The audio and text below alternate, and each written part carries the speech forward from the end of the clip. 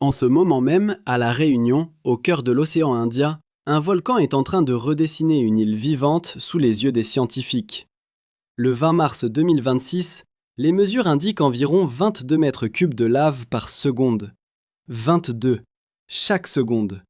Cela représente l'équivalent d'un petit camion-citerne de roches en fusion déversé sans interruption dans un grondement que l'on n'entend pas seulement avec les oreilles, mais avec les instruments, avec le sol, avec les nerfs. Et ce que les scientifiques ont trouvé au cours des derniers relevés change la lecture entière de l'événement. Les fontaines de lave montent, le trémor volcanique augmente, la sismicité se renforce, l'édifice se gonfle encore. Et une éruption qui était déjà sérieuse vient d'entrer dans une autre catégorie. Le piton de la Fournaise n'est pas un volcan obscur perdu sur une carte. C'est l'un des volcans les plus actifs de la planète. Un géant basaltique, étudié en permanence, surveillé presque respiration par l'Observatoire volcanologique du Piton de la Fournaise, l'OVPF, et par les équipes de l'Institut de physique du Globe de Paris. Sur cette île, les habitants l'appellent presque avec familiarité, comme on nommerait un voisin redouté mais connu depuis toujours, le volcan. Il fait partie du décor, de la mémoire, de l'identité réunionnaise. Il entre en éruption souvent. Il fascine, il attire, il inquiète.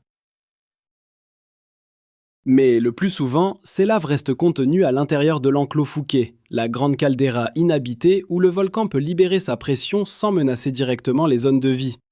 C'est précisément pour cela que l'éruption commencée le 13 février 2026, peu après 10 h du matin, heure locale, semblait d'abord suivre un scénario classique. Un scénario presque rassurant. Trop rassurant. Au départ, les signaux entrent dans une logique connue. Une fissure s'ouvre, l'activité éruptive s'installe. Un cône se construit progressivement. De la lave est émise sur le flanc sud-est. Les images montrent un dynamisme soutenu, mais qui, dans le langage du volcan, pourrait encore sembler normal. Normal à l'échelle d'un des systèmes magmatiques les plus nerveux du globe. Pourtant, très tôt, quelque chose se met en place et va modifier toute la trajectoire de cette crise. La fermeture latérale du cône et le développement d'un réseau efficace de tunnels de lave. C'est un détail technique seulement en apparence, car lorsqu'une coulée circule à ciel ouvert, elle perd rapidement de la chaleur, elle se fige plus vite, elle ralentit. Mais quand elle s'enferme dans des tubes, elle voyage protégée, isolée, presque blindée thermiquement. Elle conserve son énergie. Elle avance plus loin. Beaucoup plus loin. Ce que les scientifiques ont trouvé dans l'évolution morphologique de l'évente n'est donc pas un simple détail de terrain, c'est un mécanisme d'accélération du danger. En un mois, entre 13 et 15 millions de mètres cubes de lave ont été émis. 15 millions, c'est une abstraction jusqu'au moment où l'on la convertit. Cela correspond à environ 6000 piscines olympiques, remplies non pas d'eau, mais de roches à plus de 1000 degrés. Une matière qui avance, se plie à la topographie, contourne les reliefs, ronge les végétations, remplit les ravines, puis poursuit sa route vers la mer comme si l'île elle-même était en train de saigner par une seule entaille ouverte. Depuis la zone éruptive située vers 2056 mètres d'altitude, la lave a parcouru environ 7 km jusqu'au niveau de l'océan. 7 km de descente contrôlée par la pente, la viscosité, le débit, l'alimentation interne et cette efficacité implacable des tubes. Le 12 mars, le pendule change de rythme.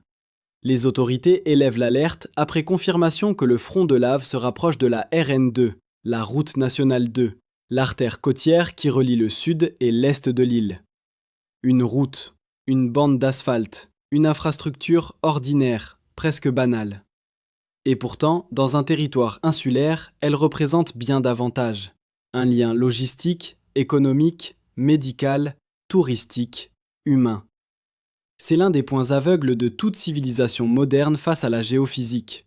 Nous croyons vivre dans des réseaux solides, des systèmes redondants, des cartes rationalisées. Puis un fleuve de basalte arrive, et soudain, l'architecture de la vie quotidienne révèle sa fragilité. Une route coupée n'est pas seulement un tracé interrompu. C'est du temps perdu, des secours rallongés, des trajets déviés, des commerces désorganisés, des écoles perturbées, une île qui se replie sur elle-même. Le 13 mars, à 8 h du matin, un premier bras de lave traverse la RN2. À 9h27, un second bras coupe à son tour l'asphalte. 19 ans. Il avait fallu attendre 19 ans pour revoir cela. Depuis avril et mai 2007, aucune coulée n'avait ainsi interrompu ce secteur côtier. 19 ans, c'est assez pour qu'une génération entière grandisse sans jamais voir le volcan manger la route. C'est assez pour que le risque devienne un souvenir flou, presque muséal, presque théorique. Et c'est précisément ainsi que les catastrophes réapparaissent. Non pas quand elles sont oubliées des scientifiques, mais quand elles cessent d'exister dans l'instinct collectif. Les comparaisons avec 2007 ne sont pas des effets de manche, elles sont des repères physiques. Cette année-là, une des plus grandes éruptions récentes du piton de la Fournaise avait déjà envoyé les laves à travers le Grand Brûlé jusqu'à la mer, enfouissant des portions de la route et gagnant du terrain sur l'océan. Les archives montrent la même logique profonde. Un volcan bouclier capable, lorsqu'il est suffisamment alimenté et correctement canalisé, de transformer une crise effusive en épisode structurant pour tout un territoire. Les volcans explosifs détruisent parfois en quelques minutes. Les volcans effusifs, eux, peuvent imposer une autre forme de terreur. Lente, métronomique, presque clinique. Le pendule bat. Mètre après mètre. Heure après heure. Et pendant que l'on regarde une coulée avancer à 10 mètres par heure, puis 70 mètres par heure selon la pente et les obstacles, on comprend que la lenteur n'annule pas la violence. Elle la rend supportable à l'œil. Pas au bilan. Le 14 mars, le front n'est plus qu'à 310 mètres du littoral. Il s'étale sur environ 260 mètres de large, couvrant presque toute la zone où les différents bras descendent vers la côte. Ces chiffres importent, car un front large signifie une alimentation établie, une dispersion capable de saturer l'espace, une marge d'incertitude plus grande pour prévoir les chenaux dominants. Le directeur de l'observatoire, Alain Pelletier, explique que la vitesse varie selon la topographie et la végétation rencontrée. C'est toute la géométrie du terrain qui négocie alors avec le magma. Une rupture de pente accélère, un obstacle dévie, une ravine canalise, une zone boisée ralentit localement avant d'être engloutie. À l'échelle satellitaire, cela ressemble à des lignes. Au sol, c'est un organisme incandescent qui choisit son chemin. Puis vient le 16 mars, à 0h20. Le contact. La lave atteint l'océan Indien. Et ce moment, spectaculaire sur les images, est aussi l'un des plus trompeurs pour le public. Car derrière la beauté primitive de la roche rouge plongeant dans le noir de l'eau, il y a une chimie brutale. Les équipes de l'observatoire mesurent entre 1100 et 1130 degrés Celsius au point de contact. Lorsque cette lave rencontre l'eau de mer chargée en sel, la réaction produit un panache acide composé de vapeur d'eau, d'acide chlorhydrique et de particules fines volcaniques. Le phénomène est connu sous le nom de lase, contraction de lava haze. Il irrite les yeux, brûle les voies respiratoires, attaque la peau. Et son danger est d'autant plus grand qu'il ne ressemble pas toujours à ce que l'imaginaire se représente comme toxique. Un nuage blanc peut paraître inoffensif, il ne l'est pas. Dans un rayon de 600 mètres autour du point d'entrée, l'eau dépasse les 36 degrés. La vie marine locale est soumise à un choc thermique immédiat. Au-dessus, une plateforme littorale commence à se construire, de la terre nouvelle. C'est ainsi que les volcans écrivent la géographie. Ils détruisent et fabriquent dans le même geste. Mais cette plateforme est instable. Elle peut s'effondrer sans avertissement, provoquer des vagues localisées, des explosions de vapeur, des projections. Là encore, la beauté attire, et le danger se cache dans ce qui semble fixe. La préfecture restreint l'accès, durcit le ton, menace d'amende, car les curieux affluent. Ils veulent voir l'impossible. Ils veulent filmer la rencontre du feu et de l'eau. C'est un réflexe humain ancien, s'approcher du bord. Les scientifiques, eux, savent que le bord n'existe pas vraiment sur un volcan actif. Il recule sans cesse. Au 18 mars, la nouvelle plateforme a déjà prolongé la côte d'environ 85 mètres. 85 mètres de territoire conquis sur l'océan en quelques jours. La carte n'est plus tout à fait la même.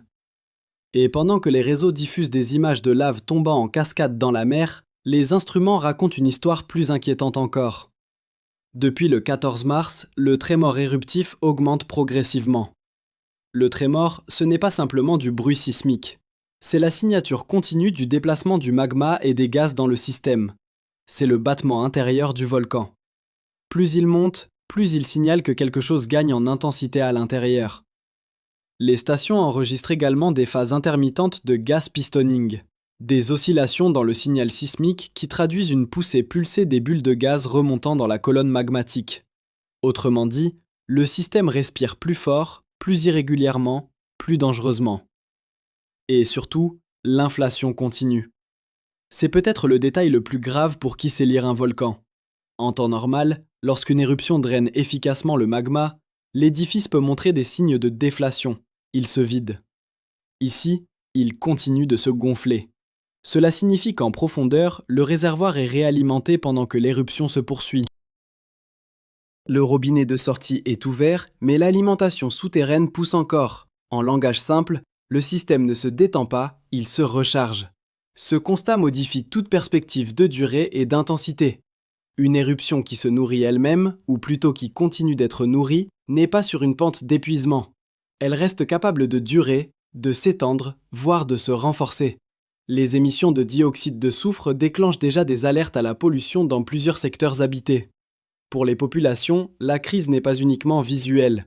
Elle se respire. Elle entre dans les bronches.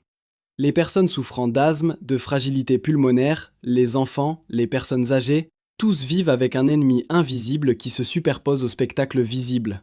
À cela s'ajoutent les émissions diffuses de dioxyde de carbone dans les sols, observées sur le flanc ouest, avec une tendance de fond à la hausse et une augmentation rapide sur certaines stations de surveillance. Le CO2 n'a ni odeur ni couleur. Il s'accumule dans les creux, il trompe, il attend. Un volcan n'attaque pas seulement par son sommet. Il infiltre son territoire par des signaux multiples, parfois silencieux.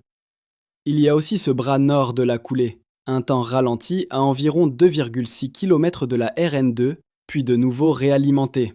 Un détail, là encore, qui n'en est pas un. Car une branche qui reprend signifie que l'alimentation interne reste capable de redistribuer l'énergie du champ de lave. Cela élargit la zone d'incertitude. Cela réouvre la possibilité de nouvelles coupures, de nouveaux franchissements, de nouvelles surprises géométriques. C'est tout le propre des systèmes volcaniques actifs. Ils n'avancent pas en ligne droite. Ils bifurquent, se ferment, se réactivent, contournent. Et chaque réactivation rappelle la limite de notre contrôle. Nous surveillons remarquablement bien. Nous prévoyons parfois correctement. Mais nous ne commandons rien. Dans l'histoire du Piton de la Fournaise, cette éruption s'inscrit déjà comme un écho puissant des grandes descentes vers la mer, celles qui marquent les mémoires plus durablement que les épisodes confinés dans l'enclos. Mais les parallèles dépassent la Réunion. À Hawaï, le Kilauea a montré combien des coulées apparemment lentes peuvent dévorer lotissements, routes et réseaux avec une logique implacable. En Sicile, l'Etna rappelle régulièrement qu'un volcan très surveillé peut tout de même imposer des ruptures logistiques brutales. À Stromboli, c'est une autre leçon. La fréquence crée l'habitude, et l'habitude use la perception du danger. Le Piton de la Fournaise réunit un peu de ces trois mondes, la régularité qui rassure, l'effusion qui semble gérable, et pourtant la capacité soudain de franchir la frontière entre paysage et infrastructure. Ce que les scientifiques ont trouvé dans les données de mars 2026, au fond, tient dans une phrase simple et glaçante. Le système ne perd pas de l'énergie, il en gagne. La lave coule déjà vers la mer. La route a déjà été coupée. Le littoral a déjà avancé. Et malgré cela, malgré toute cette matière déjà expulsée, malgré ces millions de mètres cubes déjà sortis du volcan, l'édifice continue à indiquer qu'il reste alimenté.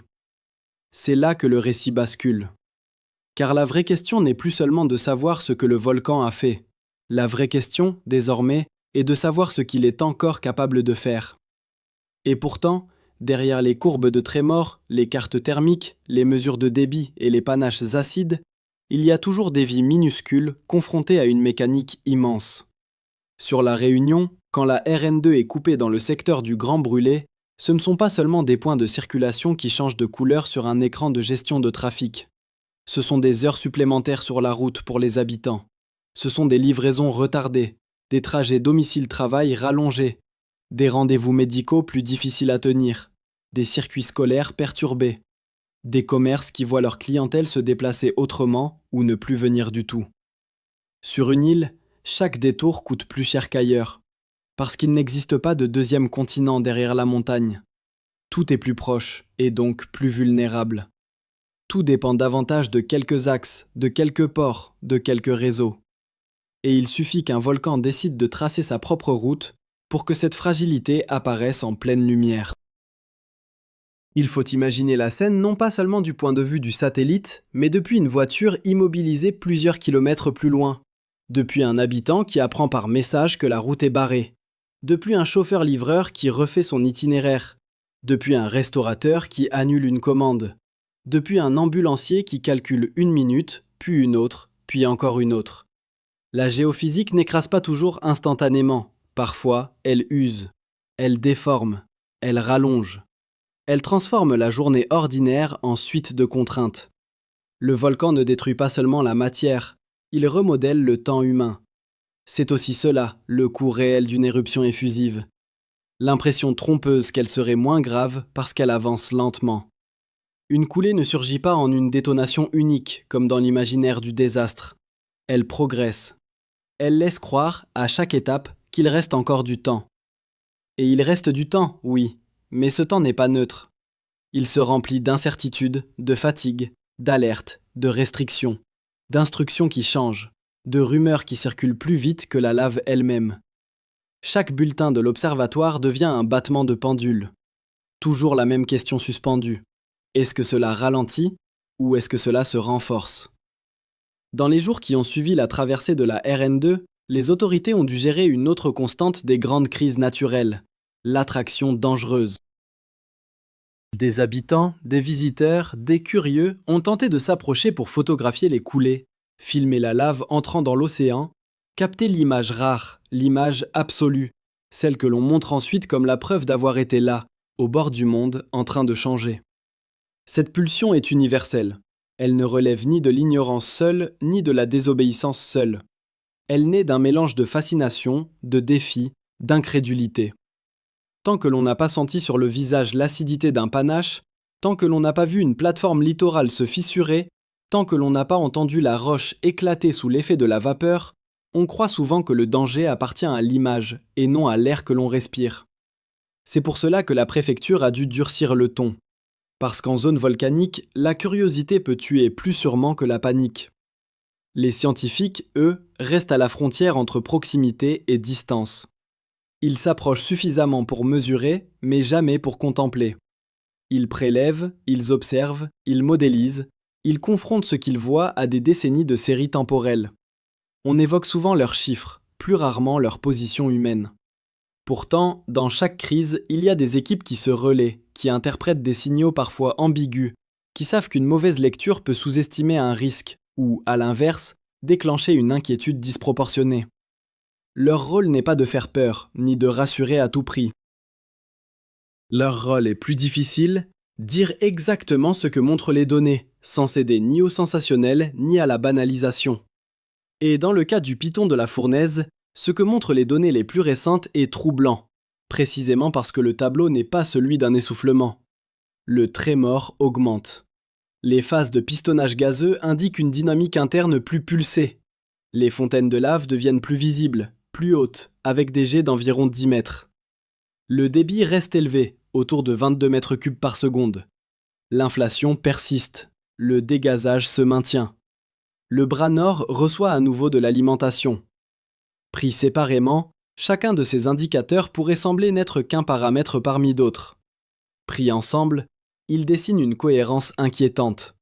Le système reste sous pression, connecté à une alimentation profonde qui n'est pas en train de se tarir. Pour le dire autrement, le volcan ne donne pas des signes de fatigue, il donne des signes de continuité et peut-être de renforcement. Et c'est ici que l'histoire locale rencontre les grands précédents planétaires.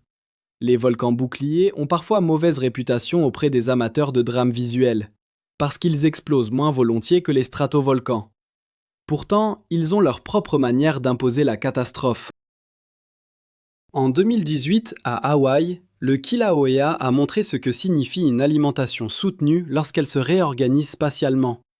Quartier rayé de la carte, routes coupées, évacuation, littoral transformé. En Islande, les crises fissurales récentes ont rappelé qu'une lave fluide peut menacer non seulement les habitations, mais aussi les infrastructures stratégiques, les conduites, les voies de communication, les installations énergétiques. Le piton de la Fournaise appartient à cette famille de volcans qui enseigne une leçon difficile à intégrer. La fluidité ne signifie pas l'innocence.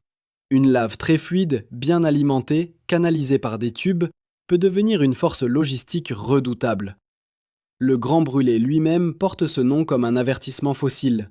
C'est un paysage de mémoire géologique, un espace déjà façonné par d'anciennes coulées, un territoire qui annonce par son apparence ce qu'il a subi. Des noirs basaltiques, des surfaces déchiquetées, des reliefs figés, des cicatrices refroidies. Et pourtant, même lorsqu'un lieu porte la trace des destructions passées, l'humain revient. Il recable, il goudronne, il protège, il aménage, il photographie, il oublie à moitié. C'est tout le paradoxe de la coexistence avec les volcans actifs. Les terres y sont fertiles, les paysages y sont exceptionnels. L'identité culturelle s'y ancre profondément. On ne vit pas malgré le volcan, on vit avec lui. Jusqu'au jour où le volcan rappelle que le mot « avec » n'a jamais voulu dire « sous contrôle ». Il y a aussi la mer. Le contact entre la lave et l'océan est souvent présenté comme un point d'orgue visuel, presque mythologique. Feu contre eau, terre qui naît sous les yeux. Mais d'un point de vue physique, c'est une zone d'instabilité extrême. La plateforme nouvelle peut sembler solide en surface alors qu'elle repose sur des matériaux fragmentés, sur des empilements précaires, sur des zones creuses, sur des interfaces où la chaleur circule encore. Une partie peut céder sans signe précurseur clair. Lorsque cela arrive, des blocs entiers s'effondrent dans l'eau. La vapeur explose, des vagues localisées se forment, des fragments sont projetés. L'océan, dans ces moments-là, n'éteint pas le volcan. Il le transforme en usine chimique et mécanique à ciel ouvert. Au-delà du littoral immédiat, la crise touche aussi l'air, donc les corps. Le dioxyde de soufre se mélange à l'humidité, forme des aérosols irritants, dégrade la qualité de l'air dans des secteurs habités. Pour une personne asthmatique, le volcan n'est pas d'abord un spectacle géologique, c'est une oppression thoracique. Pour un parent, il devient une question simple et angoissante. Peut-on laisser jouer un enfant dehors aujourd'hui ? Pour une personne âgée, c'est la fenêtre qu'on laisse fermer, la gorge qui pique, les yeux qui brûlent. Les alertes pollution disent en langage administratif ce que les habitants ressentent parfois bien avant les cartes officielles. Le volcan entre dans la maison sans franchir la porte. Mais la dimension la plus délicate, peut-être, se situe dans ce que presque personne ne regarde sur les vidéos, la structure même de l'édifice. Le flanc est du piton de la Fournaise est considéré par de nombreux géologues comme une zone de faiblesse, un secteur marqué à long terme par des déformations et des instabilités. Il faut être extrêmement précis ici. Cela ne signifie pas qu'un effondrement majeur est imminent. Rien dans les données actuelles n'autorise un tel raccourci. Et c'est justement pour cela qu'il faut le dire correctement. Les volcans océaniques construisent parfois des pentes instables au fil des millénaires. Des épisodes d'effondrement sectoriels existent dans l'histoire géologique de plusieurs îles volcaniques. Ce sont des événements rares mais potentiellement gigantesques. Si un grand pan de volcan venait un jour à s'effondrer brutalement dans l'océan, les conséquences pourraient inclure la génération d'un tsunami majeur. Ce n'est pas le scénario de cette semaine. Ce n'est pas l'alerte du jour. C'est le rappel plus profond que les volcans ne se résument jamais à ce qu'ils montrent en surface pendant une seule éruption. Et c'est précisément cette superposition des échelles de temps qui rend la situation du piton de la Fournaise si fascinante et si inquiétante. Il y a le temps immédiat, la coulée qui avance d'heure en heure, la route coupée, le panache acide, la plateforme littorale qui s'allonge. Il y a le temps de la crise, les semaines d'éruption, les ajustements de débit, la réalimentation du système, la possible réactivation d'autres bras. Et puis, il y a le temps géologique, l'édifice qui se construit, se fracture, se déforme, se recharge, s'évide, recommence. Nous vivons à l'échelle du bulletin quotidien. Le volcan, lui, évolue à plusieurs horloges à la fois. C'est pour cela que chaque crise n'est jamais seulement un événement. C'est aussi une fenêtre ouverte sur une machine beaucoup plus vaste. Alors, que peut-il se passer maintenant ? Plusieurs scénarios restent plausibles. Le premier, le plus simple en apparence, est la poursuite de l'éruption avec un maintien d'un débit élevé, une alimentation des tunnels de lave et une extension progressive des zones déjà touchées. Dans ce cas, les contraintes sur la RN2 et le secteur littoral pourraient se prolonger, avec des réorganisations logistiques durables. Le deuxième scénario est une intensification partielle. Hausse du débit, allongement des fronts, réactivation plus franche du bras nord, nouvelles perturbations sur des secteurs que l'on croyait temporairement stabilisés. Le troisième est celui d'une migration partielle de l'activité éruptive, si le système de fracture venait à se réorganiser. Les volcans basaltiques savent faire cela, déplacer la sortie sans forcément prévenir de manière intuitive. Enfin, il existe toujours la possibilité d'un ralentissement progressif. Mais les données actuelles, justement, ne permettent pas d'en faire l'hypothèse dominante avec sérénité. Le véritable avertissement final tient peut-être dans une image très simple. Une île entière observe une rivière de roches qui a déjà traversé sa route principale, atteint la mer, créé de nouvelles terres et continue malgré tout à être alimentée. C'est cela, l'horloge qui tourne. Pas un compte à rebours hollywoodien. Quelque chose de plus réaliste et de plus froid. Une accumulation de signaux convergents. Un système qui ne décroît pas.